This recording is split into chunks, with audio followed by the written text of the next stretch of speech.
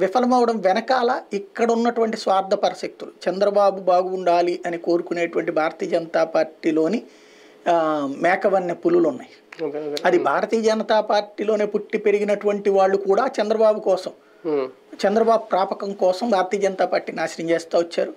రెండవది, భారతీయ జనతా పార్టీ ని అడ్డు పెట్టుకుని చంద్రబాబు దగ్గర బ్రతికేయాలనుకున్నటువంటి వాళ్ళు, అంటే తెలుగుదేశంలో అవకాశం లేనప్పుడు లేదా చంద్రబాబు నాయుడు పంపిస్తే ఇటు వచ్చినటువంటి వాళ్ళు, వీళ్ళందరూ కూడా భారతీయ జనతా పార్టీని టువర్డ్స్ తెలుగుదేశం వైపు పట్టుకుపోయినటువంటి వాళ్ళు ఉన్నారు.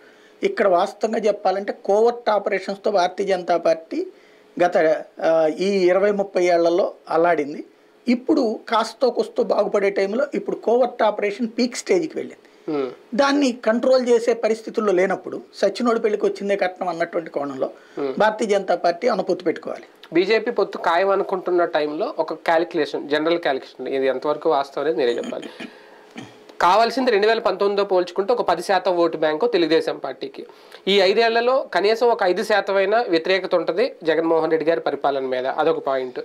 వీళ్ళు 12% ఉందని కాసేపు, లేదంటే మాకు 20% ఓటు బ్యాంక్ పెరిగిందని జనసేన అనుకుంటుంది. రఫ్గా అది వాళ్ళు అనుకుంటున్న 10-12% లెక్కేసుకున్నా అక్కడికే 17% అయిపోతుంది. ఒక 3% ఎంతో ఒకవేళ భారతీయ జనతా పార్టీ కూడా పుంజుకుంది అనుకుంటే 20% ఓటు బ్యాంకు ఈ ముగ్గురు వల్ల తెలుగుదేశం పార్టీకి కలిస్తే, ప్లస్ టీడీపీ కూడా గతంతో పోల్చుకుంటే మాకు బాగా మన అచ్చెన్నాయుడు గారు చెప్పిందో వీళ్ళు చెప్పిందో మాకు బాగా పెరిగిపోయినాయి, 160 సీట్లు కాయ 150 సీట్లు, అది పక్కన పెట్టినా ఓవరాల్గా ఒక 20% ఓటు బ్యాంక్ అడిషనల్గా కనిపించదా? అదే కనుక జరిగితే ఒక బిగ్ థ్రెట్ వైసీపీకి. అంటే రాజకీయాలు సాధారణంగా తెలిసినటువంటి వాడు అలాంటి పిచ్చి పిచ్చి లెక్కలు వేసుకోడు.